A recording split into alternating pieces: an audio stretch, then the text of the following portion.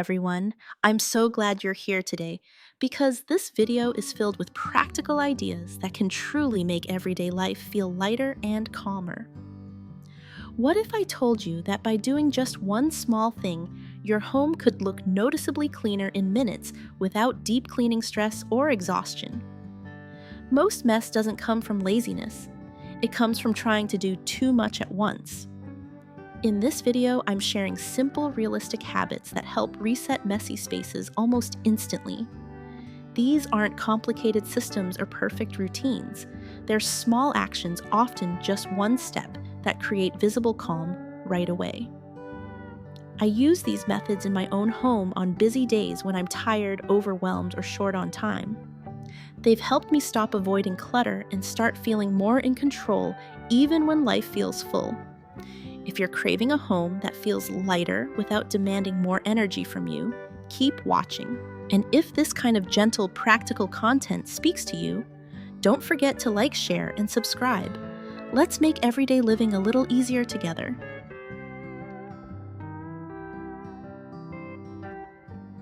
First, we're starting with the one-point gather rule. Our eyes don't know where to rest. So instead of trying to clean properly, I focus on one small physical action collecting all misplaced items into one place. You can use whatever is nearby, a plastic basket, a fabric tote, or even an empty corner of the floor or table. The key is not to organize yet. That step comes later. Right now, the only goal is to remove visual noise. In the living room, for example, the sofa often becomes a landing zone.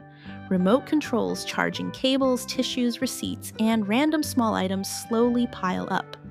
Instead of putting each item away, I simply sweep them all into one basket. It takes less than a minute, but the room instantly feels lighter and more put together. The same works in the bedroom. Clothes draped over a chair, a handbag on the floor, a few books on the bed. None of these are difficult to handle individually, but together they feel heavy. By moving them all into one corner, the space immediately looks calmer even before anything is properly put away. What I love about this rule is how gentle it is. It doesn't demand energy, motivation, or experience. It just creates breathing room. From there, deciding what to do next becomes much easier. Once the visual noise is softened and everything feels a little more contained. The next step is simply to let your eyes rest on clear space.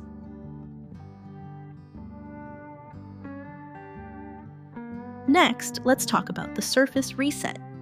When a space feels messy, it's often because flat surfaces quietly collect everything: dishes, papers, cups, bags, and random items that don't have a home yet. Our brains read that visual clutter as chaos even if the rest of the room isn't that bad. So, instead of diving into deep cleaning, I focus only on what's visible: tabletops, kitchen counters, shelves, and desks. I make one clear rule for myself: no opening cupboards, no pulling out drawers. That boundary keeps the task small and manageable. In the dining area, for example, clearing the table makes an immediate difference. I put dishes back in the sink or dishwasher, move water bottles to the fridge, toss used paper towels, and give the surface a quick wipe. It usually takes 3 to 5 minutes, but suddenly the whole room feels calmer and more intentional. The same applies to a work desk. Loose papers, empty mugs, and scattered supplies create mental noise. Gathering them, placing essentials back where they belong, and leaving the desk mostly empty gives a sense of order, even if drawers underneath are still messy. What I love about resetting surfaces is that it doesn't require perfection. A clear surface signals cleanliness and control. Once the space looks calm, it becomes much easier to relax or to keep going later when there's more time and energy. And if this gentle reset resonates with you, don't miss tomorrow's new video. I'll be sharing soft, realistic intentions for the year ahead focused on self-care, slower rhythms, and living with less. It's practical, comforting, and something you'll truly need. When surfaces look calmer, it becomes easier to notice what still feels heavy, and that's where a very gentle limit can make all the difference.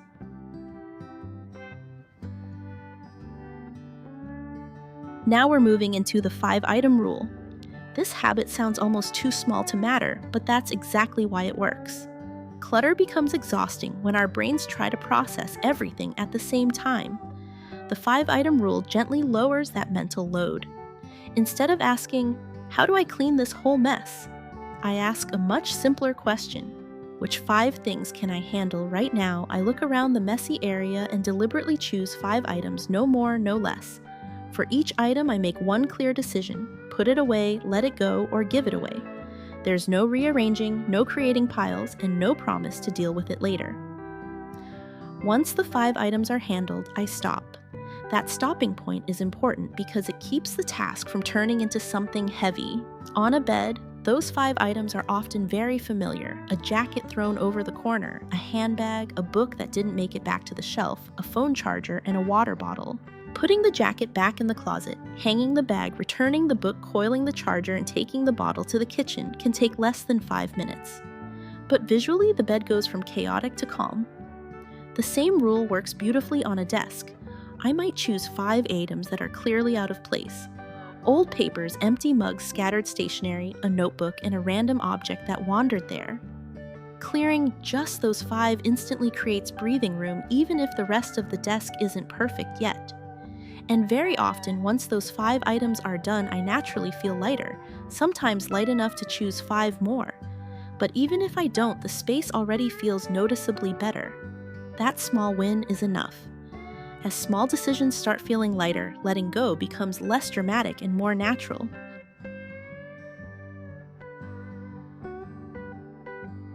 At this point, I want to share the giveaway bag rule. So many items stay in our homes not because we love or use them, but because we don't know where to put them right now. When there's no clear next step, things linger. A ready-to-use giveaway bag quietly solves that problem. I keep it simple. It can be a paper bag, a cardboard box, or a reusable fabric tote, nothing special or pretty. What matters is that it's always accessible. When I come across something that clearly doesn't belong in my daily life anymore, I don't pause to overthink. I place it straight into the bag. Clothing is the easiest place to start. If something doesn't fit, feels uncomfortable, or hasn't been worn in months, it goes in. There's no need to refold it or put it back just in case. That single decision instantly creates space in the closet and makes the remaining clothes easier to see and wear. This habit also works beautifully with everyday household items. A chipped mug, a container missing its lid, or a kitchen tool that never gets used often sits on shelves out of habit, not usefulness. When these items are placed into the giveaway or discard bag, immediately cabinets feel lighter without any deep organizing. What I appreciate most about this method is how gentle it feels. There's no big clean-out session, no emotional overwhelm, and no pressure to finish an entire category. Each small decision stands on its own. Over time, the bag fills naturally, and when it does, it's ready to leave the house, no extra sorting required. This simple habit changes the energy of a home. Closets open more easily, shelves feel calmer, and daily routines become smoother. Without deep cleaning or major effort, the space quietly supports you better. That's the power of letting go a little at a time. After practicing release, the next shift is about how we handle things in the moment.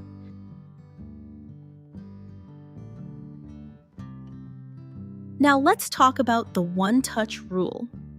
Most clutter doesn't come from having too much. It comes from moving the same items around without ever deciding what to do with them. Each time we put something back for later, it quietly returns to the clutter loop. With this rule, every item gets one clear outcome the moment it's in your hands. You either keep it and put it where it belongs, let it go, or donate it. There's no setting it back on the table, no creating a deal with this later pile. The decision may feel small, but it's powerful. Paper clutter is a perfect example. Old receipts, expired documents, and random flyers often live on desks or counters for weeks.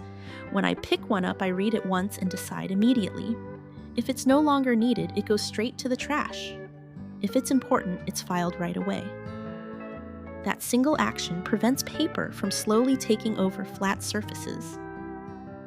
Clothing works the same way.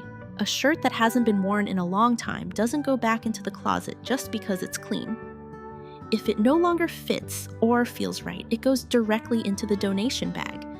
The closet instantly feels lighter and choosing outfits becomes easier. What I love about this rule is how much mental space it frees. Every delayed decision carries weight. When decisions are made immediately, that weight disappears. The home feels calmer and so does the mind. Over time, clutter stops recycling itself, and that's when spaces begin to stay truly tidy. With fewer repeated decisions weighing on you, tidying no longer needs to be endless. It just needs a clear beginning and a clear end.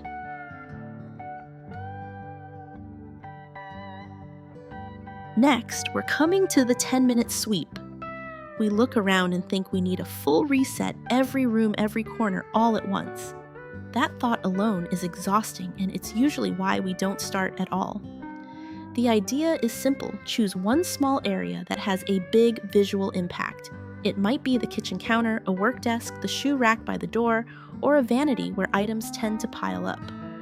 Once the area is chosen, I set a timer for 10 minutes and commit to stopping when it rings. That clear boundary removes pressure and keeps the task realistic.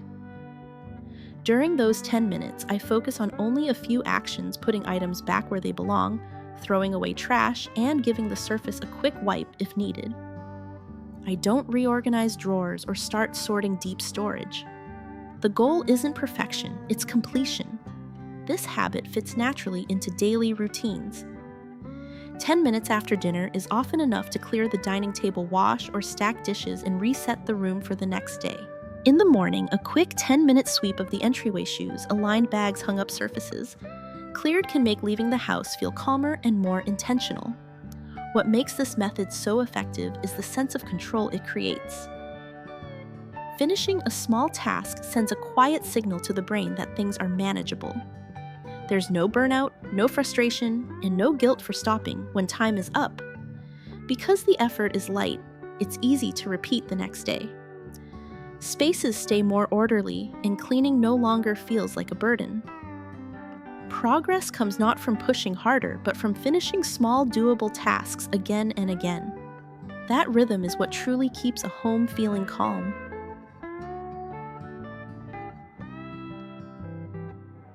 Now we're moving into one space, one category. Every category of items gets one clearly defined space, and that space does not expand no matter how tempting it feels. For example, I have one drawer dedicated to charging, cables, and small tech accessories. When that drawer is full, it's a signal, not a problem. The same goes for a single box for family medicine, one shelf for unread books, or one basket for everyday scarves. These containers quietly tell me how much is enough without emotional debate. The most important part is what happens when the container reaches its limit. I don't force items in or create a second box. Instead, I pause and choose what no longer needs to stay. If I buy a new charging cable, an old one leaves. If I want a new book, I finish or pass on one I already own. This keeps the system honest and effortless. What I love about this method is that it removes judgment. I'm not asking whether an item is valuable or wasteful. I'm simply respecting the real physical space available in my home. Space becomes the decision maker, not guilt or impulse. To maintain balance, I pair this habit with a gentle one-in-one-out rule. It's not strict or stressful. It's just a reminder that order isn't about control, but about flow. When belongings stay within their natural limits, clutter stops building up and tidying becomes almost automatic. And once boundaries are in place, maintenance doesn't need its own time block. It can quietly slip into moments that already exist.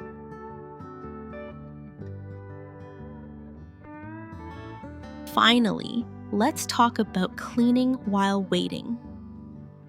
These are moments that usually pass unnoticed, waiting for water to boil, food to cook, or the washing machine to finish. Instead of scrolling on my phone, I choose one tiny task and do only that. The key is to keep it very small. When the kettle is heating, I wipe the sink or rinse a few dishes.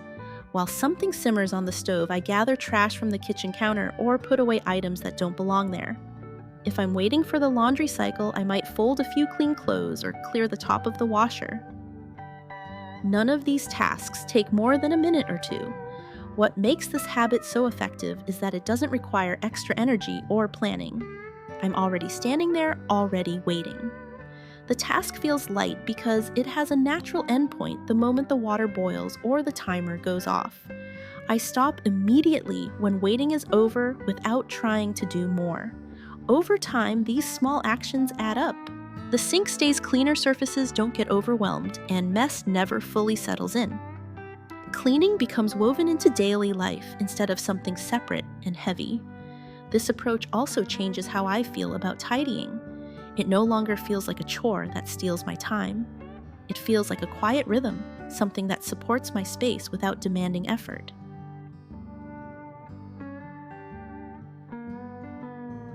You don't need to clean the entire house to feel better.